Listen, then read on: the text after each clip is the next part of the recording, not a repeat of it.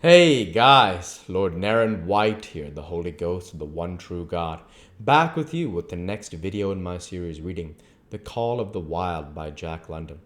Without further ado, returning to The Call of the Wild as read by Lord Naren White.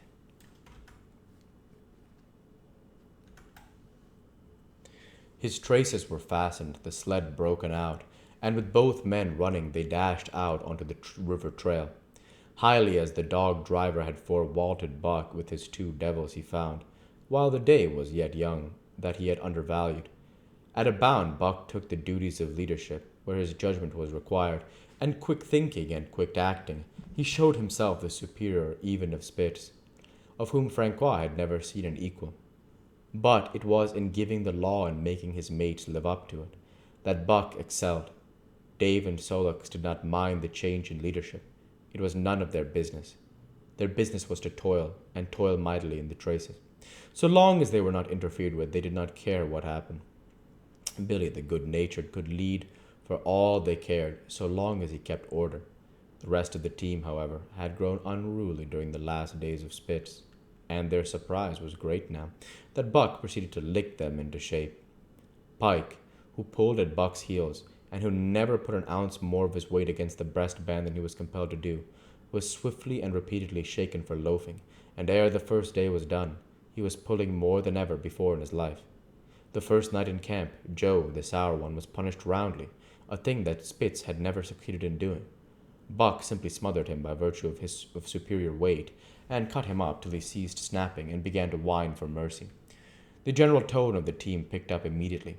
It recovered its old-time solidarity, and once more the dogs leaped as one dog in the old traces. At the rink rapids, two native huskies, Teak and Kuna, were added, and the celerity with which Buck broke them in took away Francois's breath. "Never such a dog as that Buck!" he cried. "No, never! Him worth $1,000, by Guy! What you say, Perrault?" And Perrault nodded. He was ahead of the record then, and gaining day by day. The trail was in excellent condition, well packed and hard, and there was no new fallen snow with which to contend. It was not too cold. The temperature dropped to 50 below zero and remained there the whole trip. The men rode and ran by turn, and the dogs were kept on the jump with but infrequent stoppages. The 30-mile river was comparatively coated with ice, and they covered in one day going out what had taken them 10 days coming in. In one run, they made a 60-mile dash from the foot of Lake LaBarge to the White Horse Rapids, across Marsh, Tagish, and Bennett, 70 miles of lakes. They flew so fast that the man whose turn it was to run towed behind the sled at the end of a rope.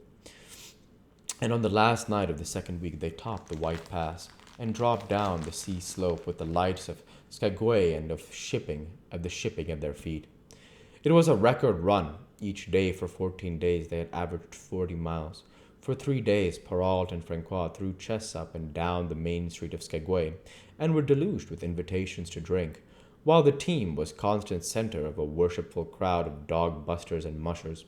Then 3 or 4 western bad men aspired to clean out the town, and were riddled like pepper boxes for their pains, and public interest turned to other idols. Next came official orders. Francois called Buck to him, threw his arms around him, wept over. And that was the last of Francois and Perrault. Like other men, they passed out of Buck's life for good. A Scotch half-breed took charge of him and his mates, and in company with a dozen other dog teams, he started back over the weary trail to Dawson. It was no light running now, nor record time, but heavy toil each day, with a heavy load behind, for this was the main trail, carrying word from the world to the men who sought gold under the shadow of the pole. Buck did not like it, but he bore up well to the work, taking pride in it, after the manner of Dave and Solix, and seeing that his mates, whether they prided it or not, did their fair share. It was a monotonous life, operating with machine-like regularity.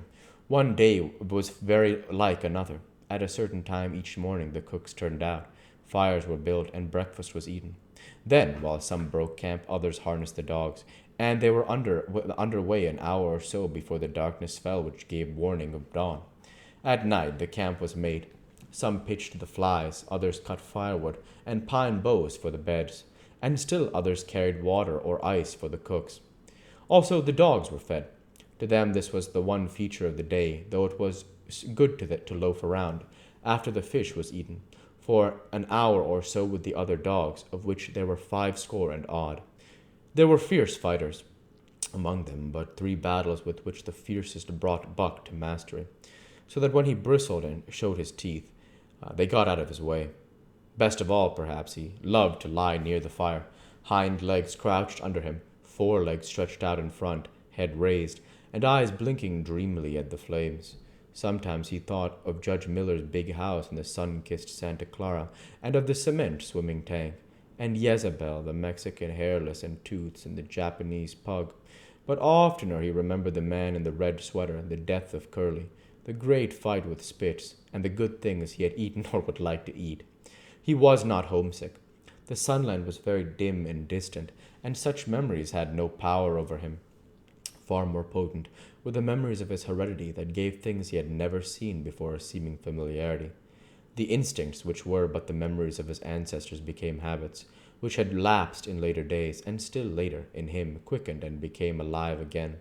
Sometimes, as he crouched there, blinking dreamily at the flames, it seemed that the flames were of another fire, and that as he crouched by this other fire, he saw another man and different from the half-breed cook before him. The other man was shorter of leg and longer of arm, with muscles that were stringy and knotty rather than rounded and swelling. The hair of this man was long and matted, and his head slanted back under it from the eyes.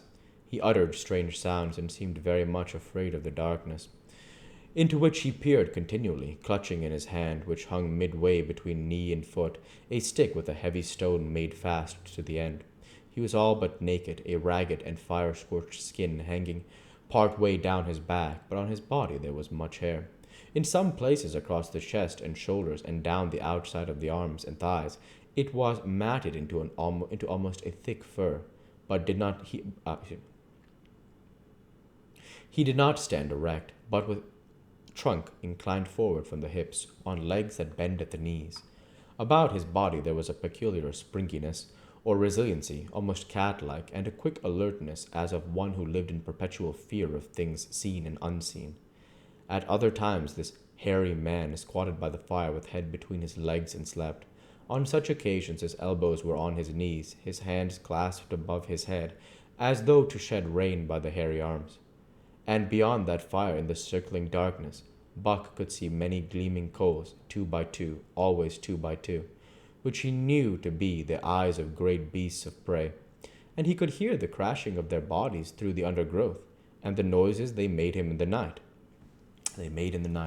and dreaming there by the Yukon bank with lazy eyes blinking at the fire, these sounds and sights of another world would make the hair to rise along back and stand on end across his shoulders, and up his neck till he whimpered low and suppressedly or growled softly, and the half-breed cook shouted at him, "Hey, you, Buck, wake up!"